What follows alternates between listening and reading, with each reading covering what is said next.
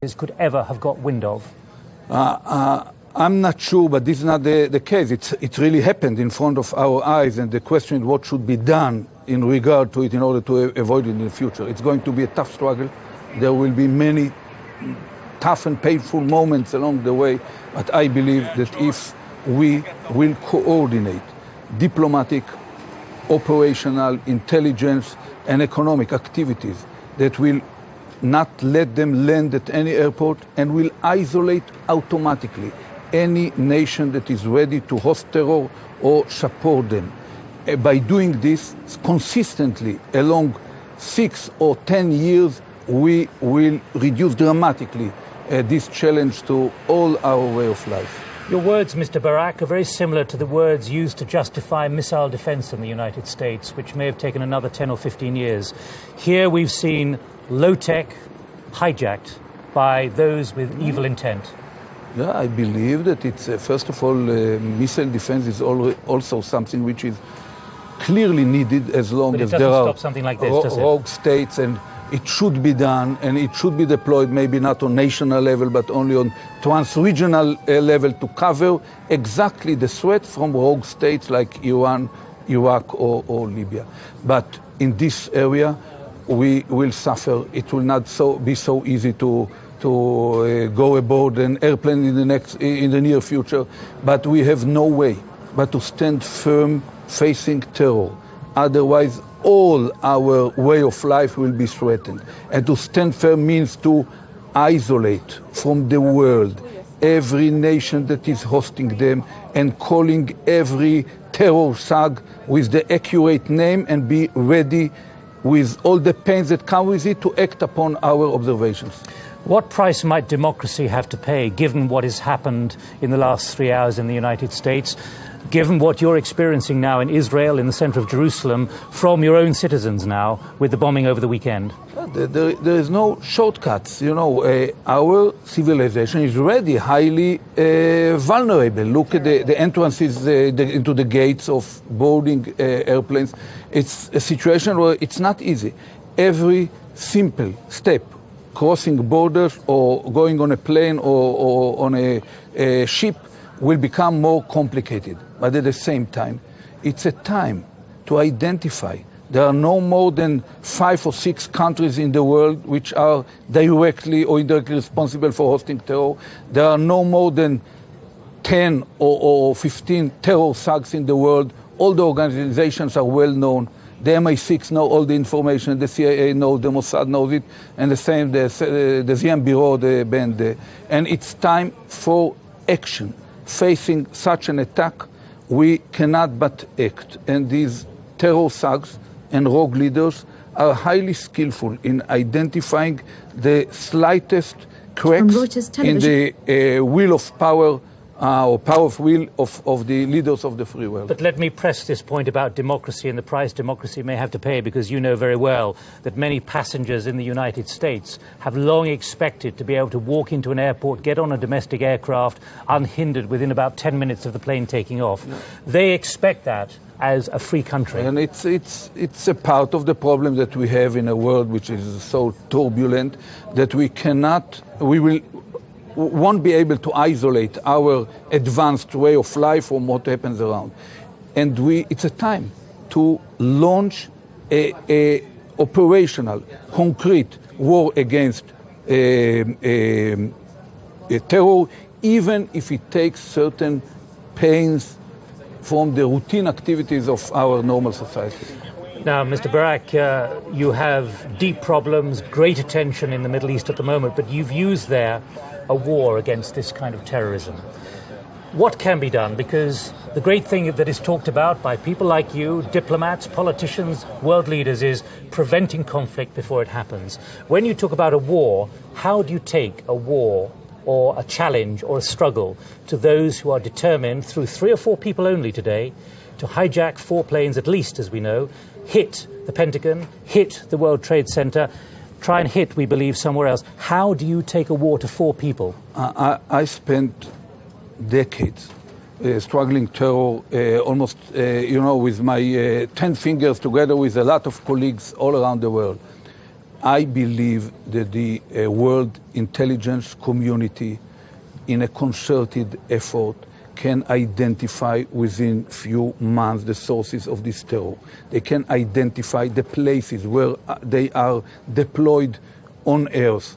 Every such a place is within certain country. The Bin Laden sits in Afghanistan. There is a source of terror. Who else can you identify, though? Because we're not saying he's responsible for this necessarily. No, we don't say that he's necessarily responsible. We know where other terror thugs are living. We know that Ferganskaya Dolina in Central Asia is a major route for drugs, but at the same time major route for terror. And I know that President Putin is highly committed to the struggle against terror, and I feel that he should be part of this international effort. I believe that the MI6 is highly capable. You have proven it along decades. Your own skills in standing firm politically and acting pointedly, operationally against terror. And we should cooperate with preemptively? Both preemptive and by diplomatic means, namely rogue states. There are 5 of them: Iran, Iraq, Libya, North Korea. These kind of states should be treated as rogue states. And the same applies to even to leaders like Arafat. We heard him just recently condemning this. I praise him for this condemnation, but he personally is responsible for many terror events that happened in the last few years. Same happened in some other capitals in the Middle East. Ehud Barak, former Prime Minister of Israel, here in BBC World. Thank you for joining us here in our studio in London. And as Mr. Barak was speaking, we were seeing live pictures there from downtown New York, from Manhattan, where we gather from local hospitals that many hundreds of people have been admitted in chaotic scenes to the hospitals with extensive burns. We gather also that, and here you're seeing live pictures from the White House. You can see there part of the very familiar landmarks around Pennsylvania Avenue and the Mall, one of the presidential helicopters coming in to land in the vicinity of the White House itself. Just to underline, for those of you joining us here on BBC World, for those of you who've not caught up with the horrific news from the United States, at least 4 aircraft have been hijacked. 2 were hijacked and flown into the Twin Towers of the World Trade Center on the southern tip of Manhattan in the heart of Wall Street. All this happened just before 9 o'clock this morning. There are the images of the buildings before both of the World Trade Center buildings collapsed. The first one within about an hour of the United Airlines Boeing 737 flying into it and through it. And there was the second tower crumbling, the steel, the dust, the weight, the fumes, the power cables. It's hard to imagine the horror, particularly for the emergency services already gathered underneath, trying to rescue people, not knowing quite how enormous what was going on top of the building was. We do understand that the mayor of New York City has ordered the evacuation of Manhattan. That was announced a few moments ago. This is Dawson. I guess you know the North Tower is down. And just to confirm, we know that United Airlines has confirmed the loss of 1 plane. We know American Airlines said it has lost 2 planes with a total of 164 on board. That's according to news reports. Now, let me make clear, the services were Flight American 11 from Boston to Los Angeles and Flight 77 from Dulles to Los Angeles. The FBI said a total of 4 planes have been hijacked. To their knowledge so far, they closed all American airspace within about half an hour of the first incident. And we know that a 4th plane has crashed about 80 miles south of Pittsburgh in southern Pennsylvania. Reports from the emergency services there say it was a 767. Now, John Lyon is joining me from Washington. John, you've been out on the streets. What is the scene around the White House as we watch these pictures of the emergency services cloaked in dust from the World Trade Center in New York? Well, perhaps I can take you back. I was first down at Washington National Airport, which is very close to the Pentagon building. I was trying to get a flight from there to New York. Very soon we heard the airport was closed and it was evacuated, and people said that there had been a plane crashed on the Pentagon. The reports from there was it was a Boeing 757. The Pentagon building is very close to that airport, so it could have just crashed on its way in. At first, of course, without knowing it was some sort of attack, you might imagine it was a plane on final approach, just not quite making it to the airport. You could see and indeed smell this horrible great pall of black smoke, little bits of debris even floating down on us there. A horrible sight I hope I never have to see again. A lot of people, their airline staff particularly, discussing which flights they might have been, because they, of course, would have known people possibly on those flights, colleagues and so forth. I even spoke to a couple of people who had been booked on one of the flights which is believed to have crashed and decided just to have a line this morning, which, of course, saved their lives. We were pushed out of the airport, and they even hurried us on even more when they heard reports of another plane on the way to Washington that had been hijacked. Pushed away from the airport, we eventually managed to flag down a little shuttle bus, which took us in towards the District of Columbia. At this stage, even though what was slowly becoming clear, people just hadn't quite grasped the enormity of the disaster. They were still asking, when's my luggage going to arrive? Which hotel can I stay in? Where are the flights being diverted to? And things like that. And indeed, it looked like commuters were still coming past on the road because perhaps they hadn't had their car radios on and hadn't realized what had happened. Then as you go on that road, going into the District of Columbia, going into Washington, you see the Pentagon building on your left. It's a huge, great, sprawling building, quite low-rise, and this pall of smoke is around the back side of the building as you're looking from the Potomac River, from the center of Washington. Still well alight, maybe an hour after that plane must have crashed on it. Going into the center of Washington, for the most part, the road were actually open and working quite normally until you get into the center of the District of Columbia, when there is complete gridlock. All office workers have been sent home from federal offices. Indeed, I try and even to go into a museum to use the telephone, and you're not allowed in. Everything's been shut down here. The city is ground to a complete standstill, except, strangely, the subway system.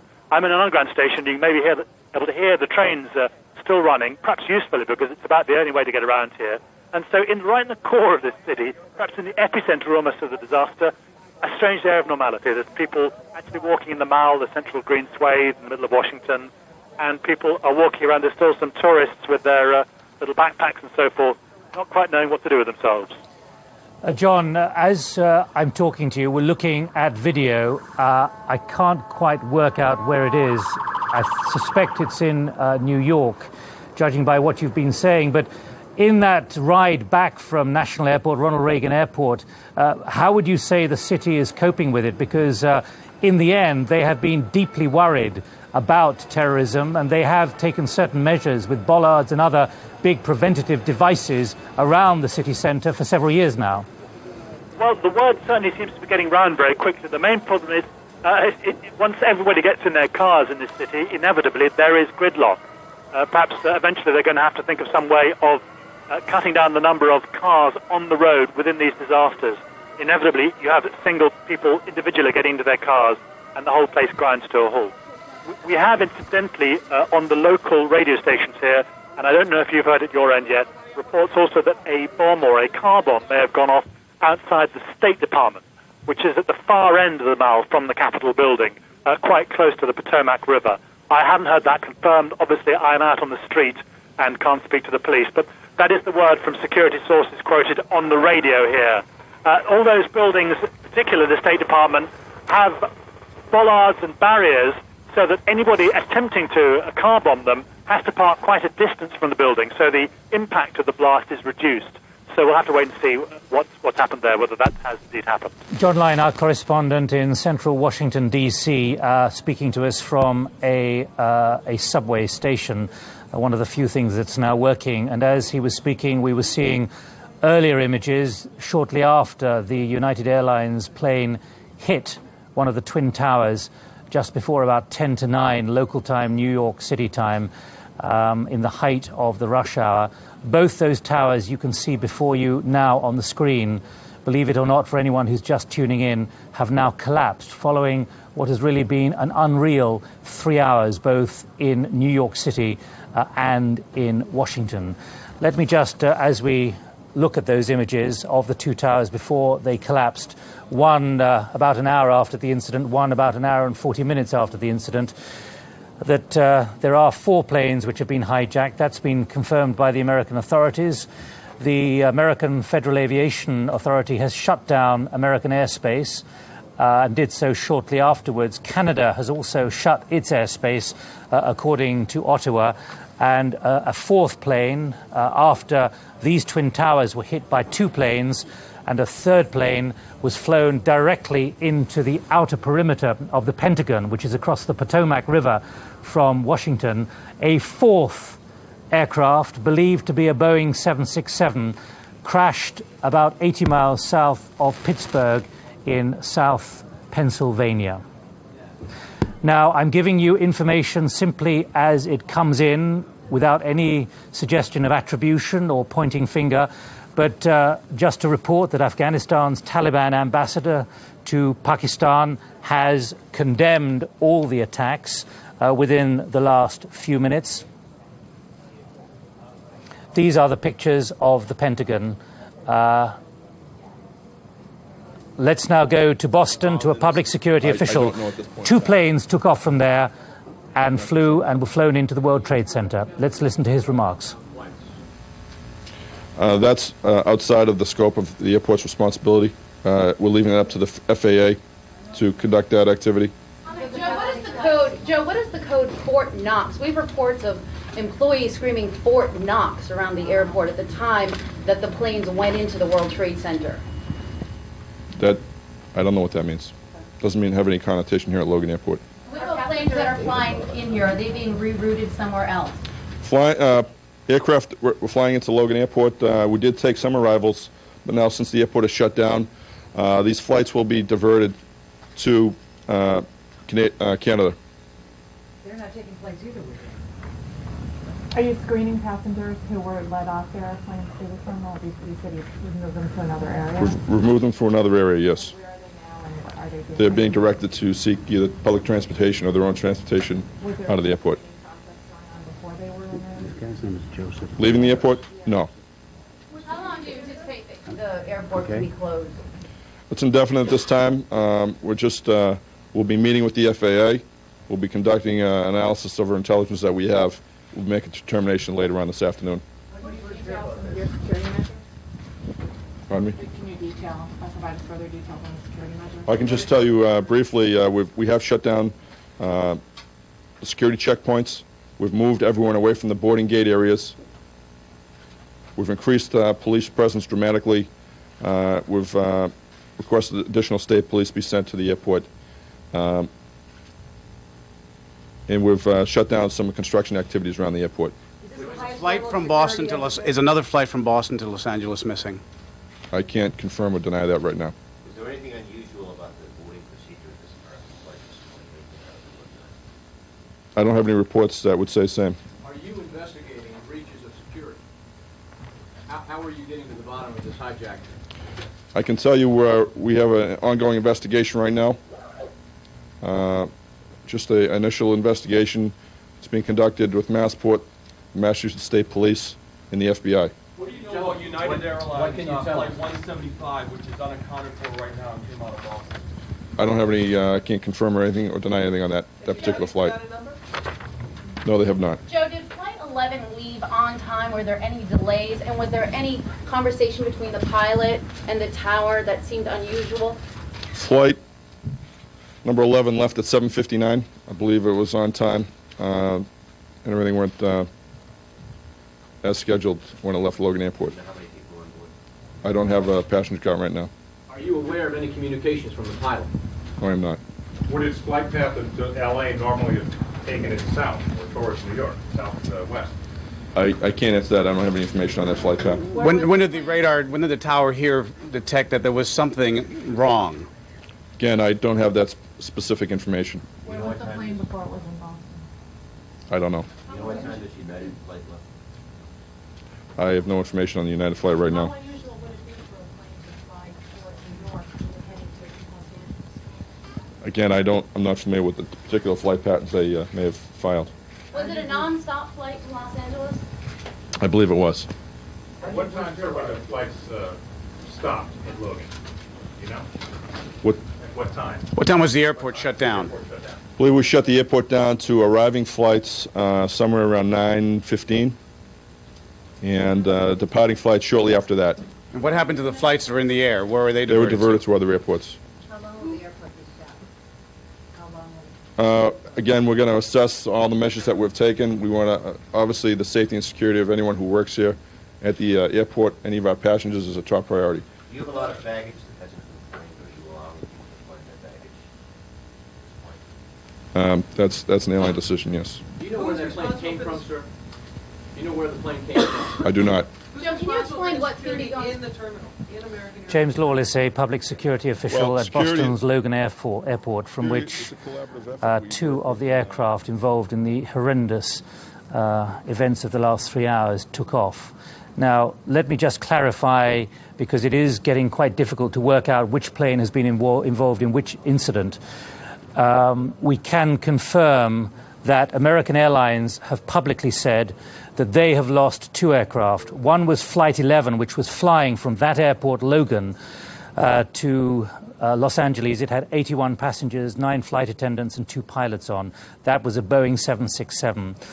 Also, Flight 77, American Flight 77, a Boeing 757, slightly smaller aircraft, which was Washington to Los Angeles with 58 passengers on board, 4 flight attendants, and, of course, 2 pilots. One of those aircraft was flown directly into the World Trade Center, the devastation of which you can now see.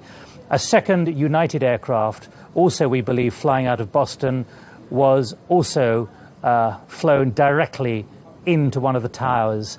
There, I have to tell you, that is reality in New York 3 hours ago. Both those towers have now collapsed. And just to continue with what's happened to a fourth aircraft, which was a 747, a jumbo, the largest of the 4 aircraft, according to local emergency officials in western Pennsylvania. But that's now been corrected to a 767, which is slightly smaller. United Airlines have confirmed that one of its flights did crash in southern Pennsylvania in Somerset County. But that is, we believe, the United Airlines plane, one of them hijacked out of Boston, flying into the World Trade Center just before 9 o'clock in the morning in New York City. And again, to confirm, the World Trade Center has now collapsed. The most dreadful scenes in southern Manhattan. The mayor of New York City, Rudy Giuliani, has ordered the evacuation of southern Manhattan because of the extraordinary humanitarian challenge down there, quite apart from the business challenge and everything else. Wall Street, of course, is shut down. But in fact, much of this, the dust, the fire, the devastation has shut it down by default. Wall Street is under the World Trade Center, just to the north of it. And in Washington, D.C., where one of the aircraft flew into the perimeter of the Pentagon, there was fire and devastation in one part of the Pentagon. And also, there has been a car bomb outside the State Department. I'm joined now by counterterrorism specialist Mike Bluestone from the Barclays Security Bureau. Well, Mike, I was joined a short time ago by President Clinton's former advisor on counterterrorism, Stephen Simon, and he actually said this is really worse than the doomsday scenario that he, in the White House and the National Security Council, had been planning for. Absolutely. This is an unprecedented act of terror on a major scale, which has obviously taken long-term planning and intelligence, a well-coordinated strike at the very economic heart of the Western world, at the World Trade Center. When you talk about the economic heart, there we are watching those images of the 2 towers before they collapsed. But what we're talking about there is not just this building. We're talking about businesses inside it, yes. Telecommunications, yes. all the telecommunications yes. sitting yes. on top of that. This demonstrates the vulnerability of civilian infrastructures against well-planned acts of terrorism. We hear a lot spoken about defensive systems against ballistic missiles and that type of warfare. But this type of thing really shows that in planning the contingency plans and preventative measures to protect civilian infrastructures, you've got to go a long way to come up with a plan that will deal with this type of attack. Now, Mike, your job is counter-terrorism. You advise people how to stop something like this. Yeah. This must be your worst nightmare, because in the end, I mean, I don't know the figures, neither do you, but it could be literally 1 or 2 men on each of those 4 planes who hijacked it and have caused this. Indeed. That is not an army. Indeed. It's not building missiles. Indeed. How do you track people like that? Indeed. Well, it doesn't need an army to carry out an act of terror, which has been proven time and time again. But the key to preventing terrorism is through good intelligence. Of course, physical security measures have a major role to play, whether it be through scanners, visual profiling and that type of thing at airports. But at the end of the day, it's intelligence that will lead us to the perpetrators. There have been reports coming out of the Middle East about acts like this being planned, and I know that these have been taken seriously by security agencies. Clearly, in this case, the terrorists had the upper hand. Well, we know that these kind of things have been planned in the past. Sitting in that chair half an hour ago, we were told about an incident that was foiled in 1996 where one Arab terrorist group, and I'm not going to put a name on it, had coordinated attacks on 12 jumbos over the Pacific, and they stopped it. They foiled it just in time. They did get the intelligence there. Yes, yes. I think what we need to think about now, though, is how we move forward and pick up the pieces, because we've got to resume trade, we've got to resume international flights and internal flights. We have to show the perpetrators, no matter how dastardly this type of act is, that democracies and decent people won't be intimidated and that normal life must carry on. And I think now, when literally the dust has settled, within the coming 24 and 48 hours, we need to give all our energy into determining how we can pick up the pieces and move forward and give some kind of confidence back to the economic and civilian communities that they're not going to be at risk like this on an ongoing basis. But let's be realistic. You can say that kind of thing. Here we've had the heart of Manhattan devastated. It'll look look what's happened in Oklahoma City. That one building there, and look how long it's taken to normalize life around there with the scars and so on. There you've got vast numbers of people who go into work in the financial heart of the world. How do they pick up their pieces? They won't even have a desk to go to or an office to go to, a file of a server to actually provide the business for them. I don't want to get into sort of the micro detail of things like contingency planning, but in most situations there will be plans where what we call hot and cold sites are available for people to go and work in. But I think the scale of this disaster just overshadows even the practicalities of coming to terms with that. And so I think we're going to need a couple of days for everyone to sort of calm down and take a deep breath and say, let's put those contingency plans into play, move into those alternative sites, because we have to try and get back to normal as quickly as possible. It's a major challenge, but we have to try.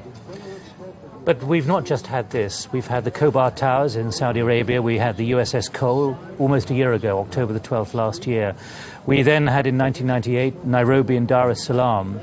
There really is a limit to what you can do to protect anything.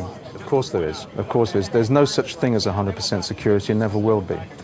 But what we need to do is to try and identify exactly who the perpetrators are. That's not going to be a quick process either.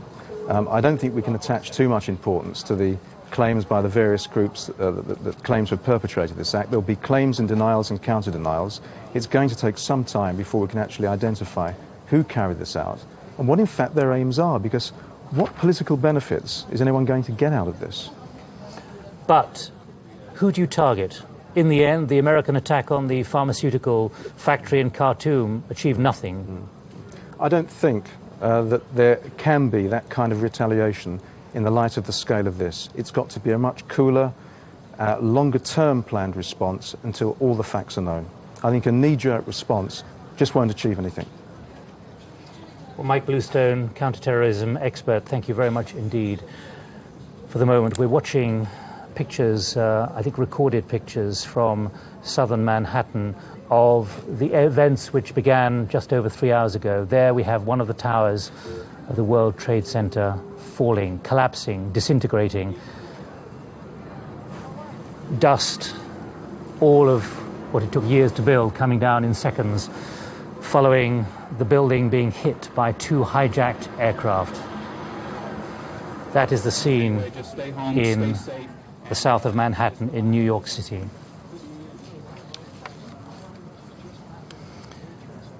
There has been a series of terrorist attacks against major buildings